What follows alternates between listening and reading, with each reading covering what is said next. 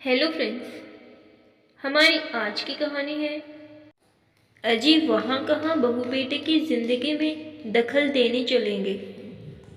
तो आइए फ्रेंड्स, कहानी शुरू करते हैं। पत्नी के अंतिम संस्कार व 13वीं के बाद रिटायर्ड पोस्टमैन मनोहर गांव छोड़कर मुंबई में अपने पुत्र सुनील के बड़े से मकान में आए हुए थे। सुनील बहुत मनोहर के बाद यहाँ ला पाया था। यद्यपि वह पहले भी कई बार प्रयास कर चुका था, किंतु अम्मा ही बाबूजी को यह कहकर रोक देती थी कि कहाँ वहाँ बेटे बहू की जिंदगी में दखल देने चलेंगे। यही ठीक है, सारी जिंदगी यहीं गुजरी है और जो थोड़ी सी बची है उसे भी यहीं रहकर काट लेंगे, ठीक है न? बस बाबूजी की इच्छा मर जाती। पर इस बार कोई साक्षात अवरोध नहीं था और पत्नी की स्मृतियों में बेटे के स्नेह से अधिक ताकत नहीं थी, इसलिए मनोहर बंबई आ ही गए। सुनील एक बड़ी कंस्ट्रक्शन कंपनी में इंजीनियर था। उसने आलीशान घर व गाड़ी ले रखी थी।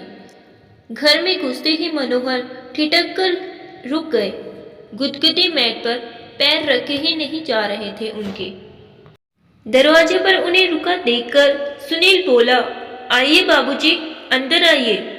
बेटा, मेरे गंदे पैरों से यह कालीन गंदी तो नहीं हो जाएगी? बाबूजी, आप उसकी चिंता न करो। आइए, यहाँ सोफे पर बैठ जाइए। सहमे हुए कदमों से चलते हुए मनोहर जैसे ही सोफे पर बैठे तो उनकी चीख निकल गई। अरे रे, मर गया रे। उनके बैठते ही नरम और गुदगुदे सोफे की गद्दी अंदर तक धंस गई थी। इससे मनोहर चिहुक कर चीख पड़े थे। चाय पीने के बाद सुनील ने मनोहर से कहा, बाबूजी, आइए आपको घर दिखा दूं अपना। जरूर बेटा, चलो। बाबूजी, यह है लॉबी जहां हम लोग चाय पी रहे थे। यहाँ पर कोई भी अतिथि आता है तो चाय नाश्ता और गपशप होती है। यह डाइनिंग हॉल है, यहाँ पर हम लोग खाना खाते हैं। बाबूजी, यह रसोई है और इसी से जुड़ा हुआ यह भंडार घर है। यहाँ रसोई से संबंधित सामग्री रखी जाती है। यह बच्चों का कमरा है। तो क्या बच्चे अपने माँ बाप के साथ नहीं रहते? बाबूजी, यह शहर है और शहरों में भी मुंबई है। यहाँ बच्चों को जन्म से ही अकेले सोने की आदत डालनी पड़ती है।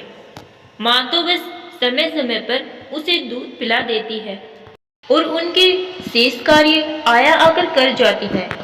थोड़ा ठहरकर सुनील ने आगे कहा, बाबूजी, यह आपकी बहू और मेरे सोने का कमरा है और इस कोने में यह गेस्ट रूम है।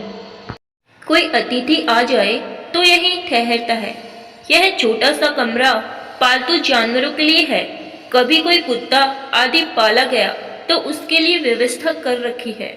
सीढ़ियों चढ़कर ऊपर पहुंचे सुनील ने लंबी चौड़ी छत के एक कोने में बने एक टीन की छत वाले कमरे को खोलकर दिखाते हुए कहा, बाबूजी, यह है घर का कबाड़ खाना। घर की सब टूटी फूटी और बेकार वस्तुएं यहीं पर एकत्र कर दी जाती हैं और दिवाली होने पर इसकी सफाई कर दी जाती है। ऊपर ही एक बाथरूम और टॉयलेट भी बना हुआ है। मनोहर ने देखा कि इसी कबाड़ खाने के अंदर एक फोल्डिंग चारपाई पर बिस्तर लगा हुआ है और उसी पर उनका झोला रखा हुआ है। मनोहर ने पलटकर सुनील की तरफ देखा, किंतु वह उन्हें अकेला छोड़ सरपट नीचे जा चुका था। मनोहर उस चारपाई पर बैठकर सोचने लगा कि कैसा यह घर है जहां पाले जाने वाले जानवरों के लिए अलग कमरे का विधान कर लिया जाता है, किंतु बूढ़े माँ बाप के लिए नहीं। इनके लिए तो कबाड़ का कमरा ही उचित आवास मान लिया गया है। नहीं, अभी मैं कबाड़ नहीं हुआ हूँ। सुनील की माँ की सोच बिल्कुल सही थी। मुझे यहाँ नहीं आना चाहिए था। अगली सुबह जब सुनील मनोहर के लिए चाय लेकर ऊपर गया तो कक्ष को खाली पाया। बाबूजी का झोला भी नहीं था वहाँ। उसने टॉयलेट व बाथरूम भी देख लिया, किंतु बाबूजी वहाँ भी नहीं थे। वह झट से उतरकर नीचे आया तो पाया कि मेन गेट खुला हुआ है। उधर मनोहर टिकट लेकर गांव वापसी के लिए सवेरे वाली गाड़ी में बैठ चुके थे। उन्होंने कुर्ते की जेब में हाथ डालकर देखा कि उनके अपने घर की चाबी मौजूद थी। उन्होंने उसे कसकर मुट्ठी में पकड़ लिया। चलती हुई गाड़ी में उनके चेहरे को छू रही हवा उनके इस निर्णय को और भी मजबूत बना रही थी। तो दोस्तों, आपकी इस कहानी के बारे में क्या राय है? क्या मनोहर जी का निर्णय सही था? कमेंट करके जरूर बताइएगा। और अगर आपको यह कहानी पसंद आई तो हमारे चैनल को सब्सक्राइब भी जरूर कीजिएगा। धन्यवाद।